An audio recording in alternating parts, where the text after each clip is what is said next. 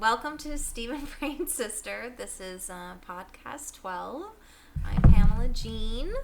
And I'm Samantha Bennington. What did you think of last week's information about like the groups and how important that is and all that kind of stuff? You know, I'm at such a new place at surviving, so I'm on this roller coaster of emotions. What I found really interesting, you have been a survivor for how many years now?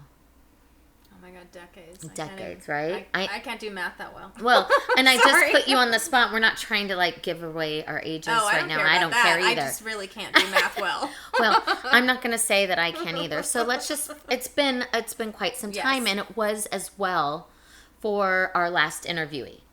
Yes. Oh, yeah. So you both had so much more experience. So it was really great for me to listen as I was recovering. I just, God, I feel like I'm a survivor of multiple things now, not just suicide, but the Woolsey fires twice. Both of our houses survived when a lot of people didn't, and now I just survived endometriosis. So what I thought about that stood out the most was how you guys feel that talking about it is so helpful. Now, as a life coach with my psychology degree, being very spiritual, I feel talking about it is naturally makes sense. But talking about it for me, being a new survivor, is so out of my comfort zone. It's so hard for people to get there. What I thought was interesting is that over and over again, I heard your passion. I even called you after I know. I was not groggy and could listen. I listened to it about 2 or 3 times before I called you, and I thought, wow, this is helping so much. So we know it's working, and I'm watching it help you because I've been friends with you for decades, and I'm watching how you're shifting and changing. And I also heard it in her voice, and she was so lovely, the interviewee we were working with last week. For me, I'm not there. It takes time. It takes everything I have. For all you listeners out there, there's times where Pamela looks at me and goes, "Yeah, we're not recording a podcast today. I know you think you're okay, but I can hear it in your voice." And I'll fight her on it and be like, "I can do this. I got this. I think I'm strong and superwoman." And then I realize I'm like, wow, one of my best friends, she's got my back. She's seeing things in me as she's continuing to heal, and I'm healing as well. But that was the strongest impact that I left with, was so shocked at how helpful this really is and how helpful groups are, because we don't have any groups in LA, so this is why we started the Steven Frain Sister podcast. There's lots of variables, so that's one of the things that touched upon last week's podcast, is the variables of what the relationship is. Whether it's a best friend, whether it's your sibling, whether it's a parent, whether it's a child, all of those differences in the relationships actually makes a difference in your healing. I am in it, but I'm also outside of it. Being an ex-wife, you're in and you're out, right? So it's very different. So I'm hearing the wife tell about her story. Oh, yeah. And I'm in the music industry, so I've unfortunately, and I come from a punk rock musical background where I grew up kind of rough. I've seen a lot of people do drugs, and I've seen a lot of people overdose, and my biological father died of heroin and OD'd in my house. He did not die there, but it's not my first rodeo at heartache or sadness or loss at these really horrific levels. And there was a couple triggers for me that she said that they had this amazing marriage and all this, and I'm sure they did. That one scenario I felt was very genuine. I could hear it in her voice when I've heard, and this is not insinuating anything for all you listeners out there, but I've life coached several people through different life situations. I'm not stuck in a niche. So I've dealt with this on multiple levels, and I don't always hear that sadness or remorse. It's very rare for my experience to actually have a very happy, healthy, normal husband and wife, and she did not have any signs or warnings or whatever. It was very hard for me to believe, in all honesty. The only thing that made me engage and continuously believe her was I could hear her words so clearly that it made me feel them. So I've heard other wives talk about, other celebrity wives talk about their exes passing. I mean, we've had a lot of passings, Kurt Cobain. We've had a lot of things like that where it's always been kind of more my scenario. There's like, you've got so many different perspectives and so many different avenues that you can blame it on the music industry. You can blame it on drugs. You can blame it on the wife. You can blame it on the ex-wife. You can blame it on family. You can blame it on pressure, poverty, bills, or the fame and the wealth. People think they're always counting your money. They're never counting your debt. So when people think just because you're this grandioso, you have it all. And meanwhile, the pressures, So I have a different perspective. And I found it quite interesting. I'm like, well, if everything's so perfect, you guys had this perfect marriage and there was so much love there, then really it boils down to mental illness in her scenario. Well, yeah, and it's also her trigger, because everything was fine, and I'm trying to remember if she even said what actually happened. I mean, beyond that her husband died by suicide, was he got triggered because her father died. Right. So I think... And now his father had committed suicide. I mean, no, we're going to say died by suicide. Died by suicide. Sorry, I've been out of the loop with my protocol. I still do it too. How do we say it one more time? We say died by suicide. The group you went to and then creating your own podcast of Steven Frain Sister, I think that's the most healing you've done in decades. And I've seen a major... 100%. Change in you. Totally.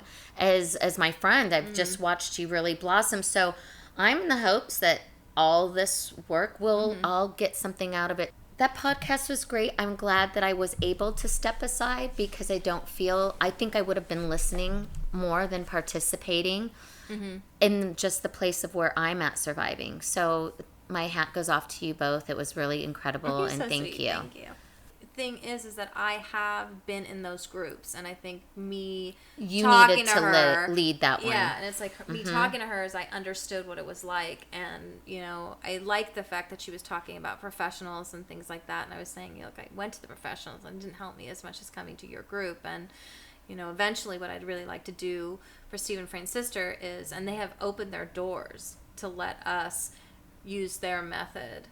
Yeah, for Steven Frain Sister, and I really feel we do it, and we can maybe even do it through Zoom. We can figure out ways to do it so people can connect from their own home, maybe in Los Angeles, because sometimes it's hard to get together that way.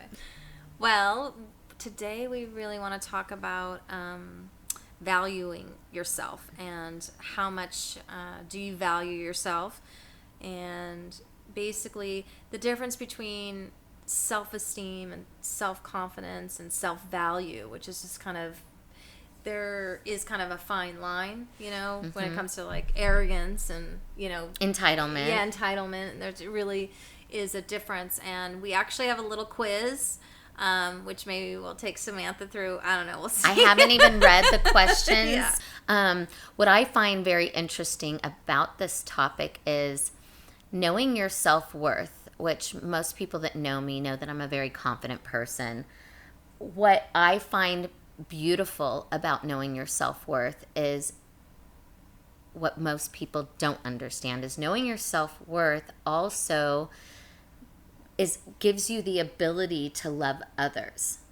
So as you're loving others and being in gratitude with others, that's helping your self-esteem. If you love yourself, you're able to love others, which the more you love, the more love you can receive in return. The more you give, the more you receive. So then that's that positive vibration in exchange. It starts with yourself. And that's what people don't realize. I think it really starts with you have to value yourself. You cannot love others until you truly love and accept yourself with your faults and all of your mess and things like that. We're perfect in our imperfections. And it's interesting because, not to go back to the surgery thing, but, I have 5 holes in me right now. And I'm like, I'm going, oh my God, am I going to have scars? Right. And, I care about my body.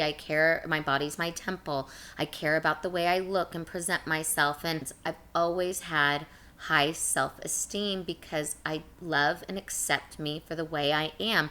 I am not tall. I'm short. As a matter of fact, I just found out that I've been lying on my driver's license. I'm not 5'3". I'm 5 foot. So I told the doctors as they're measuring me at the hospital. Yeah, but you're always in heels. So I know. You're pretty much 5'3". I know, but it's interesting. It's like all those little things that make us feel better about ourselves. I really thought I was 5'3", and to find out going into surgery that when they're weighing you and doing all these tests, they said, "Oh, how tall are you?" And I said, "Can we please measure?" And I'm like, "I'm shrinking." So the funniest thing is those are little things that would play with my self-esteem, but they don't. I love myself, so therefore, if I have love and value who I am, other people can love me too. And also, want to say is that some of the information that we're going to give you today comes from Psychology Today, and I think one of the things that's really interesting about this article, and I will also add this article along with the quiz that we're going to do later to Samantha. Oh boy. Oh boy.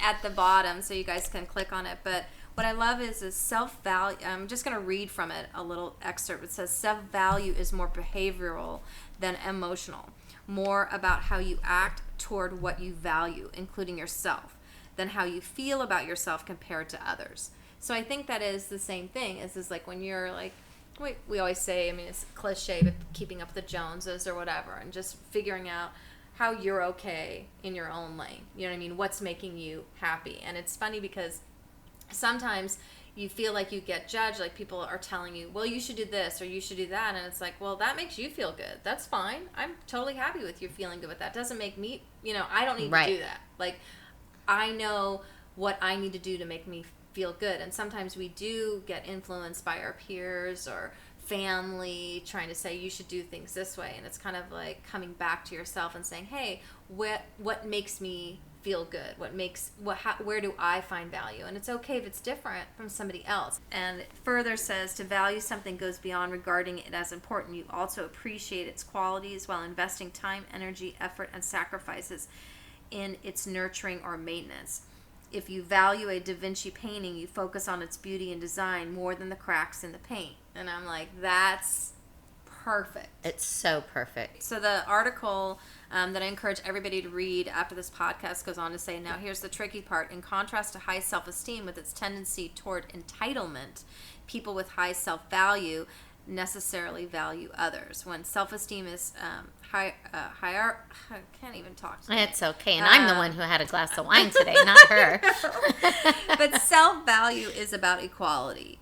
Here's why. When we value others, we value ourselves more. And I think that's really amazing because you really need to value others and the differences. I mean, I really pride myself on when you get a group of my friends together, I have a very eclectic mix. Like, I have friends that people are like, I can't believe that you're friends with that person for like 20, 30 years, whatever it is.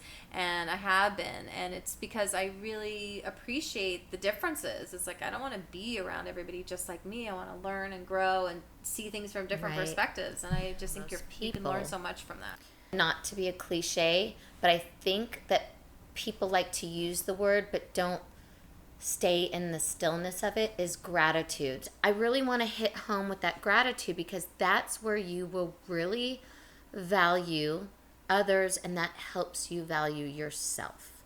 You start off by you wake up and you take a breath and you open your eyes and you rub the sleep out of your eyes and you just take 1 minute. Living in the moment. Don't you think it's like that's what I've been trying to help myself too, is that when you live in the past of like the what ifs of what if you'd done this or what if you'd done that, you know what I mean? That brings you pain. Right. And then if you live in the future of what if this happens or what if that happens, you know what I mean? It's like, but you if got you it. just get into that morning, and that's why I brought it up, was just to stay in that gratitude when you wake up.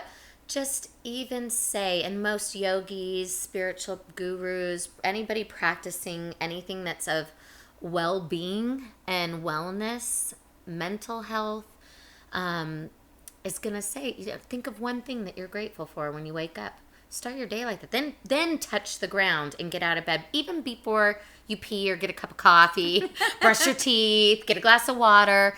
Wake up and just be grateful that you're breathing and it's a new day. Yeah. You have every moment from that second on and you're in that moment, just enjoy it and appreciate that moment. It's kind of like a new workout because, what was so nice about you saying that I've grown so much and you've seen a big change in me. It's like working a new muscle. It's like working through the pain in the sense of like, how am I going to feel better about this every day? What am I going to do to make myself feel better about the past and moving myself forward? It's kind of those things. And one of the other things that I really like that they say in this article, it says, act on what's important. Much of the suffering in the world occurs when people violate what is most important to them by acting on what is less important. Think of the big mistakes you've made in life. Nearly everyone involves devaluing someone or something important to you by acting on something that was not as important to you. So I think that's really interesting, is that you kind of get sucked into somebody else's rhetoric of you or opinion of you. You get sucked into, wow, that person doesn't like me, and you want to fix that instead of be like, that person doesn't like me. Okay. Which is a good quality because you care and you want to make a good, positive impact in other people's lives. But let's just face it. Just be around people that are like-minded, that your soul lights up. You vibe your tribe. Your tribe will find you. These little sayings that we're constantly going to remind you through all of our podcasts really are good little tools that you should have in your daily. Yeah, no, I think that. So do you want to try to do the quiz? I would love to do the quiz. Do you value yourself? Absolutely. It says here, as profoundly social animals, we have a deep need to feel good about ourselves, especially in relation to others. So, I don't know. Let me just try to take the quiz and see what happens. Ready? Okay. Question 1 is, do you easily and frequently experience a valuing of others? For example, appreciating, respecting, liking, cherishing, seeing the good in. Choose strongly disagree, neither agree nor disagree, agree, strongly agree. I strongly agree. Do you easily and frequently express this valuing? Appreciating others? Mm-hmm. Absolutely, strongly agree. Okay, I would say that too for you. Do you easily and frequently experience that others value you? People you have taught or helped, friends, family. I'd strongly agree. I'd agree. Maybe I would just agree because I don't know what others really think. Okay. I mean, unless they tell me, right? But other than that, I really don't try to go down the rabbit hole. Do you easily and frequently experience that others value you? Yeah, I easily. Okay, so you say agree? I'd say agree. Okay. I wouldn't say strongly because that's just giving me a little hall pass there. A little hall pass. Is it easy for you to recognize implicit valuing of you? For example, being included, sought out, protected, supported. I don't easily. Sometimes I do, sometimes I don't. So what's my... Neither agree nor disagree, or agree? I'd like to say I agree because I do feel that there are a lot of people who do protect me and love me and my son, and I feel very blessed. So I'm going to say I agree. Agree, okay. Is it easy for you to recognize the valuing of you by others even when you are aware of your mistakes and things you wish were different about yourself? Agree. Okay. That one was much easier than the one before. Yeah. When others value you, is it easy for you to feel valued? For example, feelings of worth, capability, gladness, hopefulness, confidence. Strongly agree. Okay. Is it easy and straightforward for you to feel appropriate self-criticism, guilt, or remorse without it becoming an over-the-top experience of being defective, ashamed, or worthless?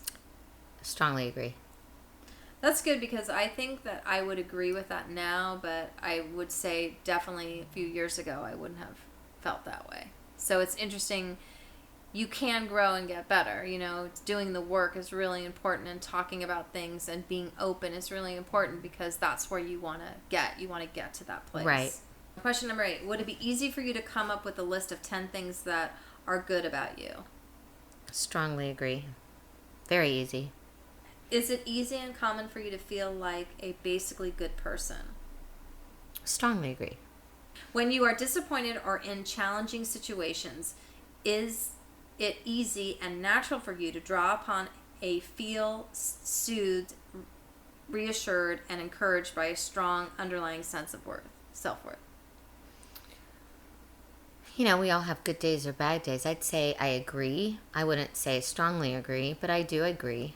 So your score was 92%. So you got 46 out of a possible 50 points. It is easy for you to see the worth in others and to feel of worth yourself. You recognize it when others appreciate, seek, like, or otherwise value, and you usually take it in with a sense of gladness, confidence, worthiness, adequacy, easing, or optimism on your own, independent of what others think of you. You're very able to see your own abilities, warm-heartedness, virtues, and other good qualities. You have developed a strong underlying self-worth, and you draw on it when you are dealing with setbacks or challenges. It is easy for you to see the worth in others and to feel of worth yourself. You recognize it when others appreciate, seek, like, or otherwise value, and you usually take it in with a sense of gladness, confidence, worthiness, adequacy, easing, or optimism on your own, independent of what others think of you. You're very able to see your own abilities, warm-heartedness, virtues, and other good qualities. You have developed a strong underlying self-worth, and you draw on it when you are dealing with setbacks or challenges. So, those are your results. How do you feel knowing me as long as you've known me? No, I would say that. I would say that is true. I mean, I think that, when this whole thing happened, we're close to 2 years now. It was really, it shook your world. It shook my world, too. And, but obviously not in the same capacity as yours. And I think that because you have so much value and self-worth, it really helped you. And I think what happens when you don't have that kind of foundation, this is where you trip up. This is where the triggers come in, and you start devaluing yourself, and you start saying bad things about yourself. Because actually what we say about, and I was even telling a girlfriend about this, she was saying something about, she was belittling herself and putting herself down and saying, well, no one else can say that about me. I'm like, no, actually, you saying about bad things about yourself is worse than someone else saying it about you. Correct. You saying it about yourself is 10 times worse, because it's a record that you're saying, or the movie, as you put it, over and over and over and over again in your head. So I think without the foundation of your self-worth, that's why you've been strong through this process, and you've been a beacon of strength for your son and people around you who are struggling.